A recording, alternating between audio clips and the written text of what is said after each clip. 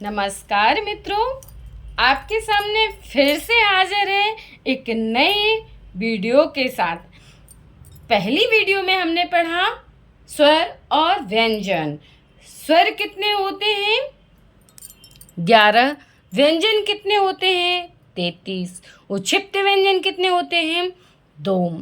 ऊष्म व्यंजन कितने होते हैं? 4। संयुक्त व्यंजन कितने होते हैं? 4। अंतस्थ व्यंजन कितने होते हैं? 4। और अयोगवाह कितने होते हैं भाई? 2। अब लेकिन हम आगे पढ़ते हैं। आज स्वर के भेद क्या पढ़ेंगे? आज हम स्वर के भेद। चलिए, तो आपको पता होना चाहिए स्वर के भेद। चलिए तो स्टार्ट करते हैं हम आज स्वरों के भेद के साथ, एक नई वीडियो के साथ। स्वर के भेद। स्वर के कितने भेद होते हैं? 3।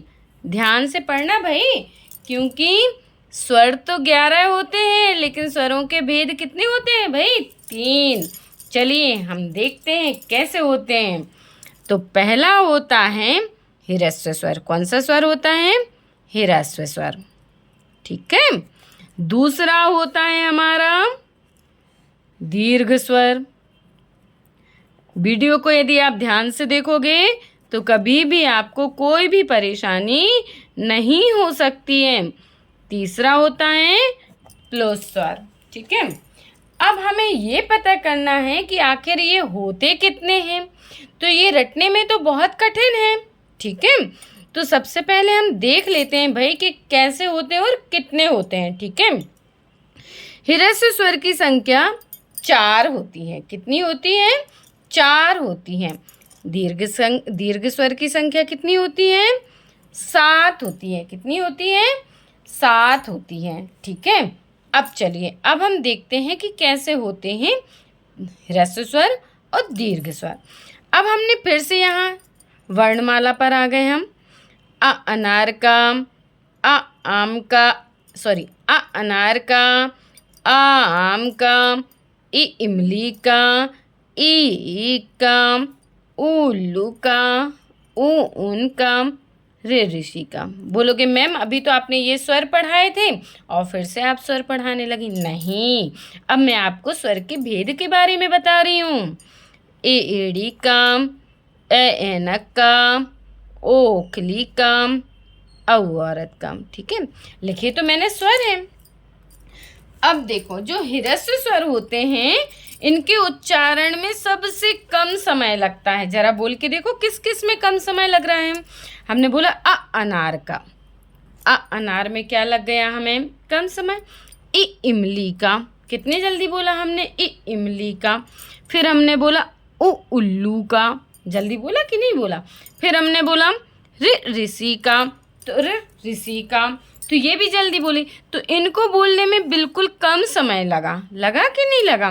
तो ये हो गए हमारे ह्रस्व स्वर। कौन से हो गए ह्रस्व स्वर? अ अनार का, इ इमली का, उ उल्लू का, रे ऋषि का। अब किसी को कोई दिक्कत तो नहीं है? नहीं है ना दिक्कत? अब हमारे पास कितने बच रहे हैं? जरा ध्यान से देखो कितने बच रहे हैं। आ आम का, ई का, उल्लू का, एड़ी का, ऐनक का, ओ उखली का, औ औरत का। कितने बचे हमारे पास? 7। कितने बचे? 7।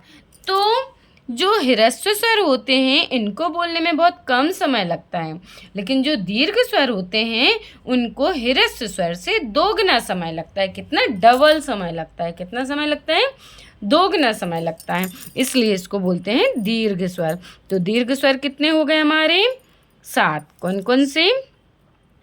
आ आम का, ई का, ऊ ऊन का, एड़ी का, ऐनक का, ओखली का, औ औरत का।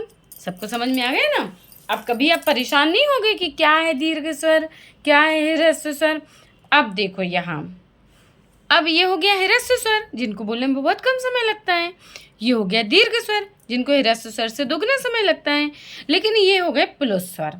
जिनको ह्रस्व स्वर से बोलने में तिगुना समय लगता है, इसको बोलते हैं हम प्लुस स्वर। क्या बोलते हैं हम इसको?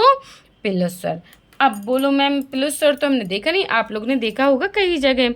ये एस टाइप से बना रहता है कि नहीं बना रहता है? बना रहता है। तो इनका उच्चारण जैसे हमने देखा ओम लिखा रहता है ना, तो इसको बोलने में 3 गुना ज़्यादा समय लगता है। ओम बोलते हैं ऐसा कि नहीं? तो ये ज़्यादातर प्रयोग इनका संस्कृत में होता है। इसको बोलते हैं हम प्लुस स्वर। क्या बोलते हैं इनको? प्लुस स्वर। ठीक है। अब इसके बाद आते हैं हम, ये तो हो गया हमारा प्लुस स्वर। ठीक है। ये आज हमने आपको बता दिए हैं स्वर के भेद। तो मुझे पूरा यकीन है कि आपको ये स्वर के भेद बहुत ही पसंद आए होंगे। तो हमारे चैनल को सब्सक्राइब कीजिए, लाइक कीजिए। इसी नए चैनल के साथ नए अनुनासिक, अनुस्वर और विसर्ग, आगत ध्वनि और मात्राओं के साथ हम जल्दी आपसे मिलेंगे। धन्यवाद।